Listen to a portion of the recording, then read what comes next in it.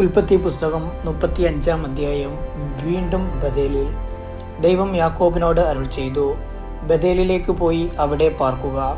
നിന്റെ സഹോദരനായ ഏസാവിൽ നിന്ന് നീ ഓടി രക്ഷപ്പെട്ടപ്പോൾ നിനക്ക് പ്രത്യക്ഷപ്പെട്ട ദൈവത്തിന് അവിടെ ഒരു ബലിപീഠം പണിയുക. അതുകൊണ്ട് യാക്കോബ് തൻ്റെ കുടുംബാംഗങ്ങളോടും കൂടെയുണ്ടായിരുന്ന എല്ലാവരോടുമായി പറഞ്ഞു, നിങ്ങളുടെ പക്കലുള്ള അന്യദേവന്മാരെ ദൂരെ കളയുക. എല്ലാവരും ശുദ്ധി വരുത്തി വസ്ത്രങ്ങൾ മാറുക. നമുക്ക് ബഥേലിലേക്ക് പോകാം. എൻ്റെ കഷ്ടപ്പാടിൽ എൻ്റെ പ്രാർത്ഥന ചെവിക്കൊണ്ടവനും ഞാൻ പോയിടത്തെല്ലാം എൻ്റെ കൂടെ ഉണ്ടായിരുന്നവനുമായ ദൈവത്തിന് ഞാൻ അവിടെ ഒരു ബലിപീഠം പണിയും. തങ്ങളുടെ കൈവശമുണ്ടായിരുന്ന അന്യദേവ വിഗ്രഹങ്ങളും തങ്ങളുടെ കർണാഭരണങ്ങളും അവർ യാക്കോബിനെ ഏൽപ്പിച്ചു. അവൻ ശെക്കെമിന് അടുത്തുള്ള ഓക്കുമരത്തിൻ്റെ ചുവട്ടിൽ അവ കുഴിച്ചു മൂടി. അവർക്ക് ചുറ്റുമുള്ള നഗരങ്ങളിലെല്ലാം ദൈവഭീതിയുണ്ടായി. അതുകൊണ്ട് അവർ യാത്ര ചെയ്തപ്പോൾ ആരും യാക്കോബിന്റെ മക്കളെ പീഡിപ്പിച്ചില്ല. യാക്കോബും കൂടെയുണ്ടായിരുന്നവരും കാനാൻ ദേശത്ത് ബഥേൽ, അതായത് ലൂസ് എന്ന സ്ഥലത്ത് എത്തിച്ചേർന്നു. അവിടെ അവർ ഒരു ബലിപീഠം പണിയുകയും ആ സ്ഥലത്തിന് ഏൽബഥേൽ എന്ന് പേരിടുകയും ചെയ്തു. കാരണം സ്വന്തം സഹോദരനിൽ നിന്ന് ഒളിച്ചോടിയപ്പോൾ അവിടെ വെച്ചാണ് ദൈവം അവന് പ്രത്യക്ഷപ്പെട്ടത്.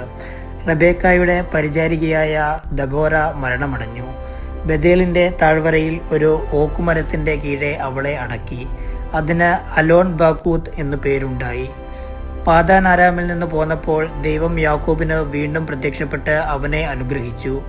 ദൈവം അവനോട് അരുൾ ചെയ്തു, യാക്കോബ് എന്നാണ് നിന്റെ പേര്, എന്നാൽ ഇനിമേൽ യാക്കോബ് എന്നല്ല, ഇസ്രായേൽ എന്നായിരിക്കും നീ വിളിക്കപ്പെടുക. അതിനാൽ അവൻ ഇസ്രായേൽ എന്ന് വിളിക്കപ്പെട്ടു. ദൈവം അവനോട് വീണ്ടും അരുൾ ചെയ്തു, ഞാൻ സർവശക്തനായ ദൈവമാണ്. നീ സന്താനപുഷ്ടിയുണ്ടായി പെരുകുക.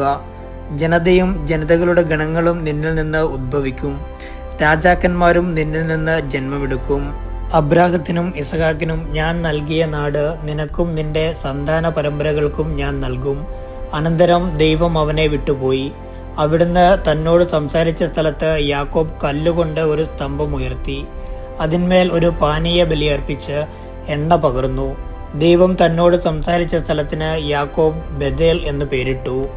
ബഥേലിൽ നിന്ന് അവർ വീണ്ടും യാത്ര തുടർന്നു. എഫ്രാത്തായിൽ എത്തുന്നതിന് കുറച്ചു മുൻപ് റാഹേലിന് പ്രസവവേദന തുടങ്ങി. പ്രസവക്ലേശം കഠിനമായപ്പോൾ സൂതികർമ്മിണി അവളോട് പറഞ്ഞു, പേടിക്കേണ്ട, നിനക്ക് ഇപ്രാവശ്യവും ഒരു പുത്രനെ ലഭിക്കും. എന്നാൽ അവൾ മരിക്കുകയായിരുന്നു. ജീവൻ വേർപെടുന്ന സമയത്ത് അവൾ അവനെ ബനോനി എന്ന് പേർ വിളിച്ചു.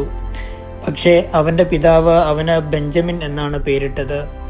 റാഹേൽ മരിച്ചു. ബത്ലഹേം എന്നറിയപ്പെടുന്ന എഫ്രാത്തായിലേക്കുള്ള വഴിയിൽ അവളെ അടക്കി.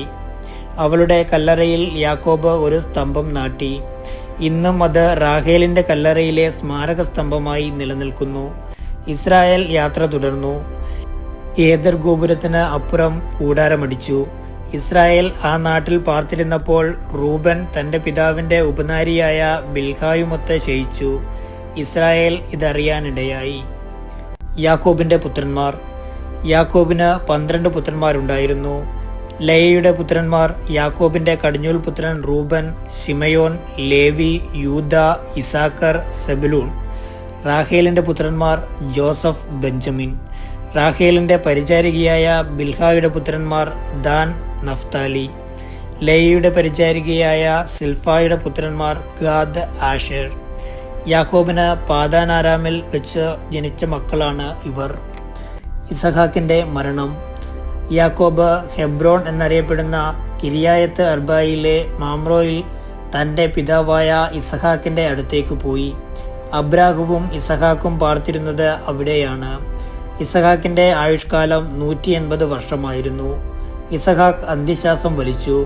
വൃദ്ധനായ അവൻ തൻ്റെ ദിവസങ്ങൾ പൂർത്തിയായപ്പോൾ മരിച്ച സ്വന്തം ജനത്തോട് ചേർന്നു.